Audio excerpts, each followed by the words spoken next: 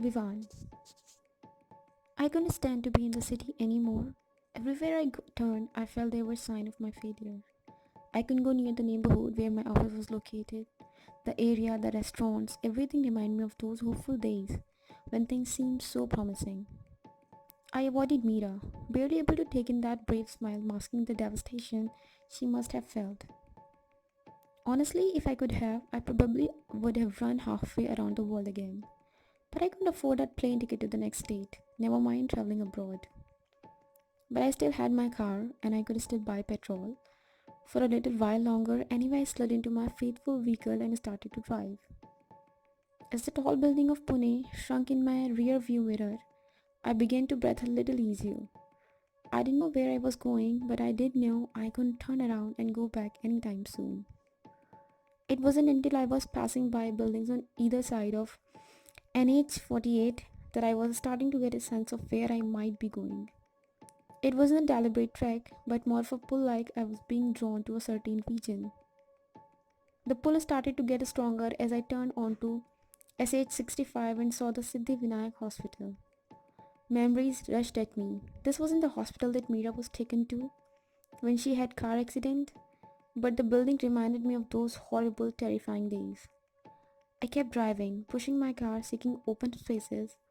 The road started to wind, and I had to put both hands on my steering wheel, turning my attention to my driving. For a few minutes, I felt a relief from my own torment as my focus was on the twisting, turning road ahead of me. Then, my car took a hard left turn. Sure enough, I was on the Rajgarh Fort road just as I suspected. I knew what was up ahead and I looked forward to the challenge. Yes, there it was. The Belkila Road. It ushered in the entrance to Rajgarh Fort, where Meera had fled the day I told her about my past. The news that my bride was killed on our wedding day nearly tore Meera apart. Knowing that she came here to escape her misery, it followed that I could trail her years later to escape my own misery. Life was so unfair, and I heard this phrase at the heavens as I started the trek to the summit. Those drugs weren't mine. I didn't deserve the speculation and the negativity. All I wanted to do was turn my own wonderment with our country into a way to support myself and Mira. If she ever chose to marry me, if that was even an option anymore, I thought bitterly as my feet pounded determinedly on the earth.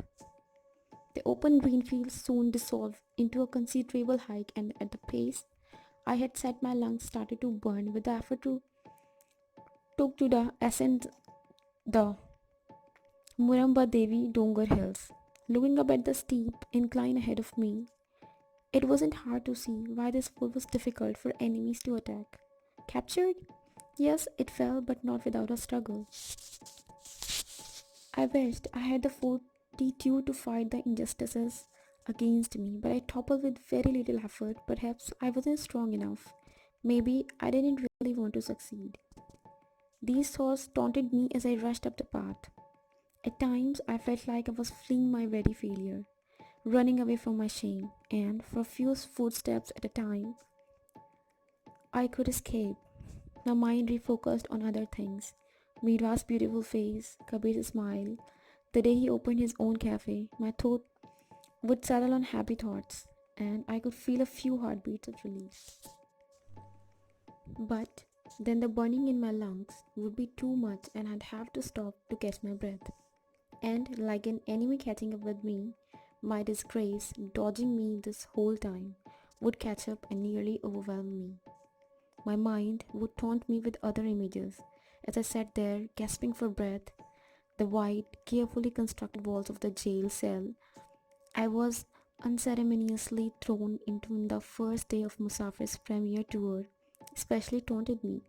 I heard the metal door shut firmly, determined to barricade me from the dream I was living only a few hours before.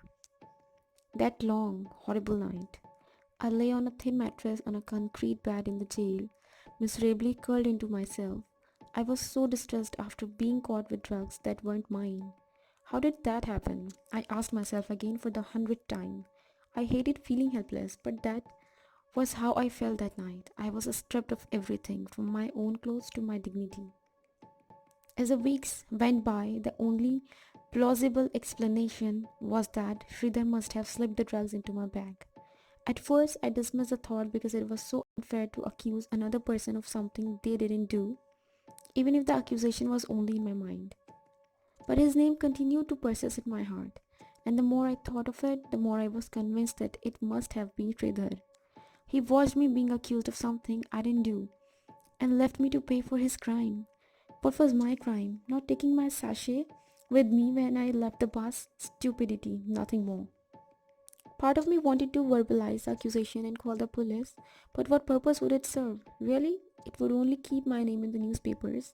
Even if I was right and even if Sridhar admitted to the crime, the PR would still bring up that horrible line and the details of my fall from grace. I thought I was defeated that night.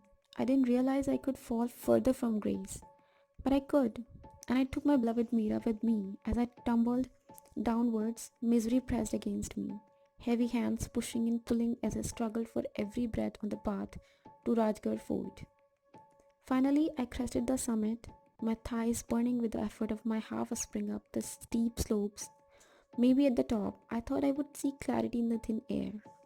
I would be handed the wisdom of why I was being tested, why the help I promised to Kabir was torn away from me, why Mira's own living was suddenly undermined by that horrible day.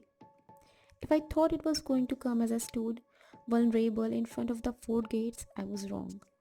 No consoling ideas came to me, no out of the box thinking to dig myself out of this horrible mess. The winds pressed against me from all four directions, wiping the sweat from my body for a few minutes before quickly instilling a nimbing chill on my limbs. I didn't realize it was going to be this cold that day. My head felt as numb, as disjointed as I felt my extremities becoming. If my arms and legs were defeated by the cold, and my mind was going to what was next? My heart? My soul? I looked around, panicked, expecting to see some crazed enemy from centuries ago ready to take his death below. I was sure I was dying. But it never happened. My heart kept beating and my arms quivering with cold and exhaustion kept moving, rubbing the other to provide some comforting warmth. And my head kept racing with memories of caustic, defeated dreams, once so happy but now turning against me like a family pet that unknowingly developed rabies. I was contented once, but those feelings were made even more despondent with the misery I was handed.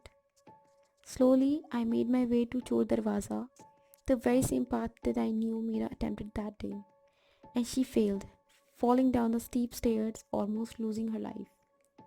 Was I tempting destiny? Was I challenging it to bring its worst to me? Or was I on that very same path, expecting it to best me? I didn't know.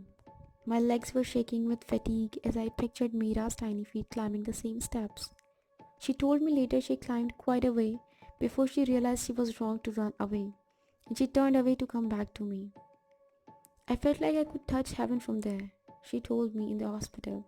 Several weeks into her recovery, could I do the same? Could I touch heaven? I turned around, taking in the amazing vista below me. It truly was awe-inspiring, as dangerous as the path may have been. I might not have been able to reach to heaven from here, but I definitely could sense its presence all around me. I sat down on the cold, damp grey step in front of me and waited for absolution. I should have felt peace like Mira did, but I still felt the weight of losing my dreams. A small group approached me, slowly ascending to find the hidden door. Scooting over on the cold step, I let them pass, determined to make eye contact with each one as they approached. Almost there? One man gasped as he entered my view. I nodded, taking a break myself. I said, but you are almost there. They passed, and I waited until the gentle, breathless murmurs of the climbing party disappeared behind a small bend. Slowly I stood, the weight of my failure making me feel a gazillion times heavier. I could have been on the summit of Everest, hammered by my own misery, my oxygen tanks depleted, and a snowstorm rushing towards me to force me off the path. I fought the feeling and stood straight on the step where I had sat. I took a breath and then another one. I looked at the steep steps below me, the ones Mira had fallen down, but I was sure she had tried to protect her body as she plummeted down, and that was why she lived. What if I didn't fight it? What if I opened my arms and welcomed gravity while I stopped trying to fight fate? My left foot tentatively rubbed against the edge of the step, and I heard small pallets of earth dislodge as I tested its security.